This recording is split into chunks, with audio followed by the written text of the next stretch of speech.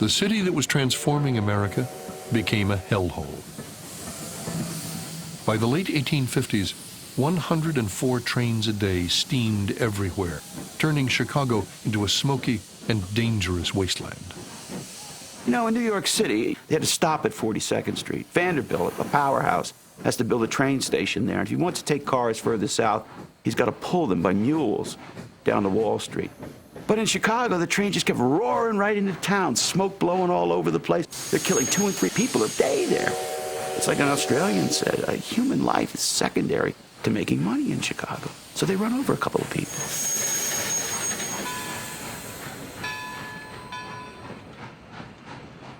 When the Illinois Central wanted tracks along the lakefront, Gurdon Saltonstall Hubbard was one of a few who fought to keep it as a park, forever free.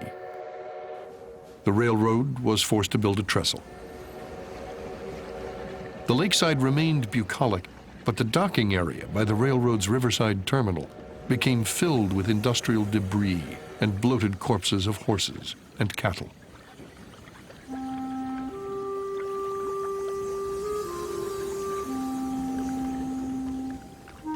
In the 1850s, railroads brought immigrants in overwhelming numbers.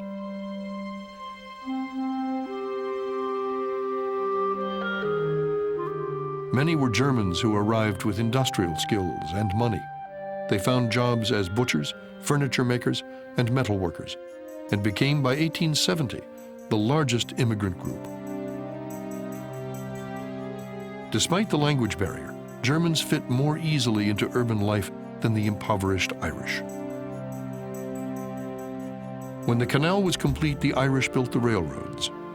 They also worked as unskilled laborers in factories like McCormick's Reaper Works.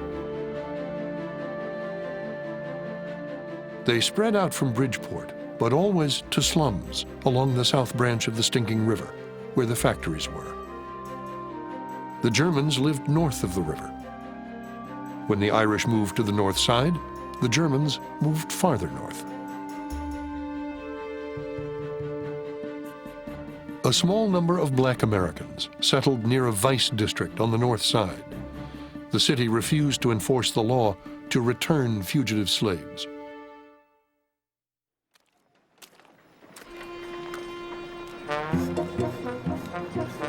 At the close of 1857, Chicago was the largest city in what was then called the Northwest. It had grown from 4,000 to 93,000 in 20 years, the result of unbridled capitalism. A visiting Swedish novelist called Chicago one of the most miserable and ugly cities which I have yet seen in America. A woman writing for Boston's Atlantic Monthly was shocked that it had no public park, no gallery of art, no establishment of music, no social institution whatever except the church.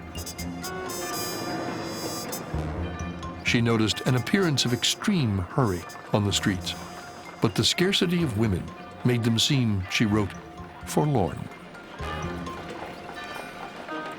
In this scarcity, another saw opportunity. Potter Palmer had fled a Quaker village in Albany County before finishing school because it was dull. In 1852, he left a dry goods store in Lockport, New York, headed west, and observed the scene on Lake Street. Palmer was impressed by the bustle of mud-splattered farm carts, overburdened prairie freighters, salesmen lugging carpet bags stuffed with samples. Most of all, by the few women shoppers lifting their calico skirts above the mud. He signed a lease. Where there had been few women, Palmer hoped to lure more. As men and women poured into the city to take advantage of commercial opportunities, Potter Palmer understood that many of those women had not only the time, but also the income to shop, to do what today we think of as recreational consumption. And he created the department store in which that happened. At a time when women would never enter a restaurant alone, they did shop unescorted. Palmer greeted them at the door, ushered them around the store, remembering their tastes and the names of their pets. He tantalized them with upscale merchandise he purchased in Europe. He was the first city storekeeper to advertise extensively, to run sales or bargain days. He guaranteed a full cash refund, a practice that other merchants were forced to copy if they hoped to compete with the intruder, as Palmer had come to be known.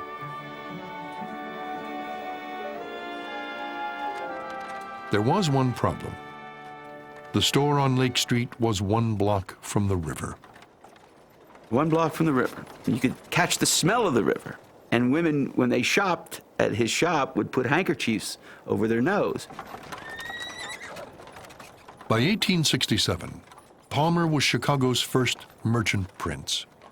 He secretly bought all the property along a squalid street which ran away from the river, parallel to the lake. State Street was the trail along which Gurdon Saltonstall Hubbard had driven his hogs from the Wabash Valley. Then he convinced the city council to widen it. Palmer wanted to reorient the city's business district and create a Broadway for Chicago. He built Palmer's Palace, a marble-faced emporium with Corinthian columns, rented it to his new partners, and left retailing for real estate. Many considered the $50,000 a year rent exorbitant. His young partners, Levi Leiter and Marshall Field, did not. Marshall Field would build on Palmer's methods to become Chicago's commercial giant, a power that even the elite, and especially immigrant workers, would cross at their peril.